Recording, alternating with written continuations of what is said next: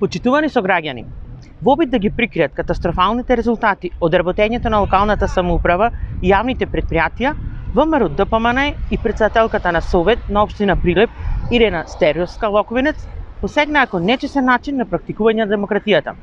Имено, Стериовска и ДПМН за утре закажаа седница на која советниците во неколку часови треба да ги разгледаат и да дискутираат за годишните сметки на општина Прилеп, на јавните комунални предпријатија, јавната установа детска градинка, домот за стари лица, како и на сите основни и средни училишта од општина Прилеп.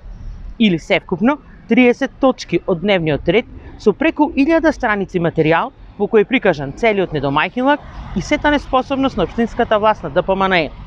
И сето тоа со една единствена цел – да ги прикријат срамните и поразителни факти за огромните загуби на сите, ама баш на сите прилепски комунални предпријатија.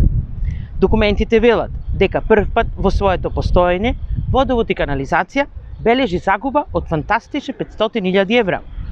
Загубата на комуналец ја надминува сумата од 260.000 евра. Загубата од 140.000 евра има јавното предпријатие за просторни и урбанистички планови и дека во листата на загубари се зброи јавното комунално предпријатие Пазари. Борче Јовчевски ќе го заврши својот мандат и ќе влезе во Гинисовата книга на рекорди како градоначалник кој потрошил 100 милиони евра без да реализира ниту единствен проект од својата изборна програма. Меѓутоа, кукавичкиот обид за прикривање на вистината нема да им успее.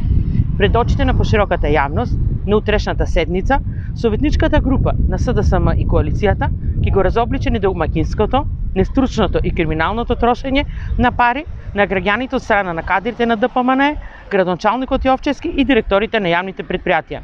Господо од ДПМН, вистината е како шило и од неја бегање нема. Ви благодарам.